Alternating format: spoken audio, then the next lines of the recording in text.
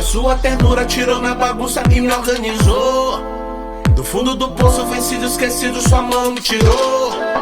E no meu ouvido sua voz tão suave chegou e falou: se organize.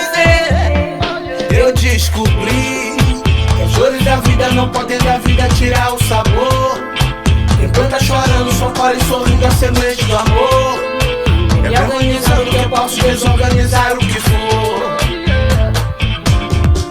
Quem foi que disse que amor de verdade não existe? Quem foi que disse que quem não é rico vive triste? Quem foi que disse que a vida dos outros é palpite? Ouça o convite, se organize, se organize, se organize, se organize, se organize, se organize, se organize no seu coração.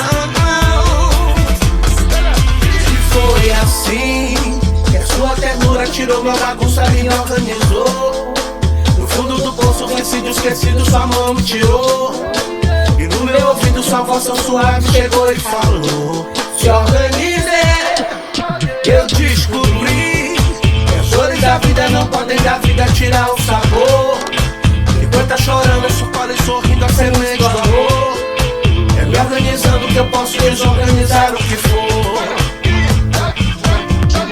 Quem foi que disse que amor de verdade não existe? Quem foi que disse que quem não é rico vive triste? Quem foi que disse que tem que morrer pra ver Deus? Ouça o convite, se organize, se organize, se organize, se organize, se organize, se organize, se organize no seu coração.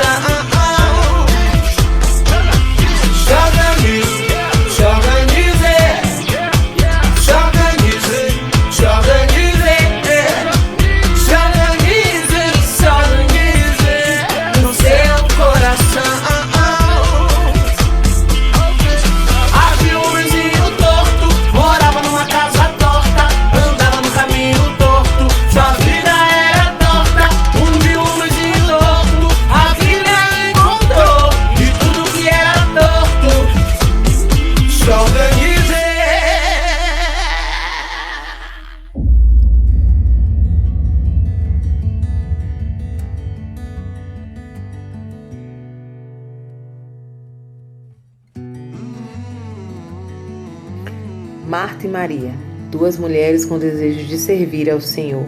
Faltou organização. Se organize e venha adorar conosco. Hoje, 19h30, mulheres.ibme. Te espero.